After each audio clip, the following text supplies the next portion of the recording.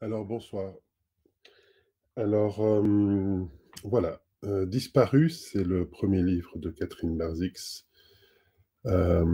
Catherine qui est de Liège et qui nous avait été vivement suggérée par des auteurs liégeois, dont Karel Logiste, que je salue bien fort, mais aussi Lisette Lombé, avec qui Catherine, comment dire, fait des scènes slam dans la scène de Elle Slam à Liège.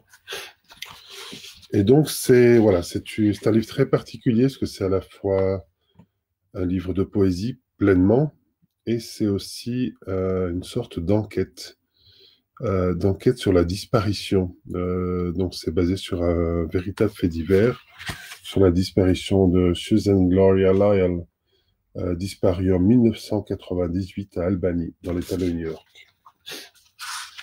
Et ça fait donc Disparu. Là,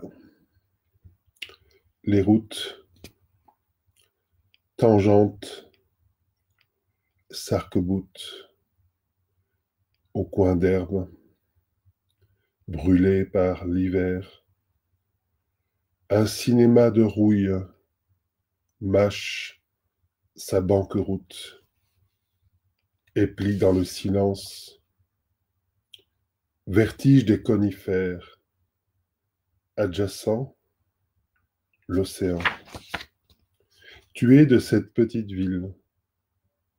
Toutes les villes sont petites, même au sein des immenses concrétions urbaines.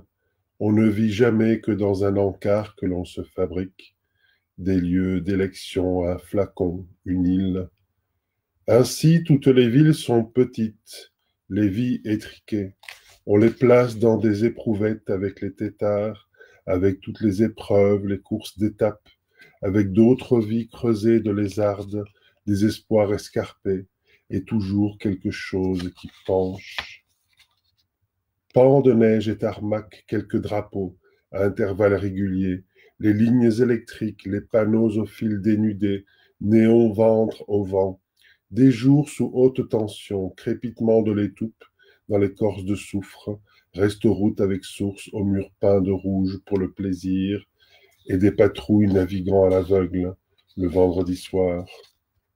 De prime abord, ta maison ne se distingue pas d'une remise, d'une caravane. Son bois juxtaposé aux échos frêles d'un été plastique polaroïde, son bois sans nom, voudrait mesurer aux frênes sa peinture ébréchée, sa résistance terreuse. Sans jeu d'enfant, la maison vogue, indistincte, la ville à désert de village au milieu d'une forêt qui dévisage tous les souvenirs blancs, ces vestiges musiques qui nous tiennent en otage. La maison courbe sous le ciel. Est-ce un élément de décor à manipuler pour élucider les possibilités nulles qu'étrille la réalité? Pour réponse, l'oiseau postiche voudrait s'évader du toit.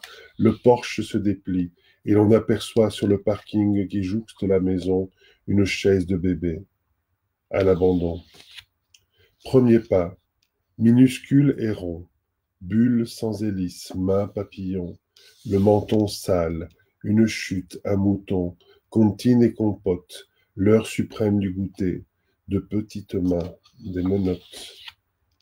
Babille le monde dans un ballon, nacré comme l'ouate et le talc, la langue au seuil de la parole, chaise d'enfant, mollet ballant, aux heures lentes, tout est grand, pas une miette n'est banale.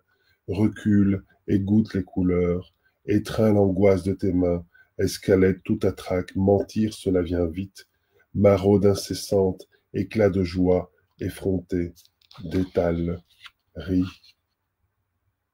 Tu prépares une dictée, on édicte des lois.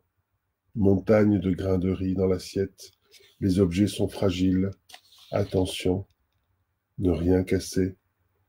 Tes dessins sont gourds, ton écriture tremble. Tu rassembles ces monticules de connaissances qu'on te jette pour ton bien, ce que l'on t'offre, ce que l'on te défend. Tu pousses du pied la porte des débuts. Tu cours beaucoup à la récréation ou sur le parking désert. Courir, c'est l'essentiel d'une journée.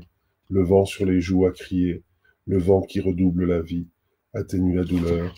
crier. Voilà. C'était un extrait, au début, de Disparu, de Catherine Barzitz. Barzitz. Voilà, je vous souhaite une bonne soirée. Et pour demain, j'attends aussi vos suggestions, si vous en avez.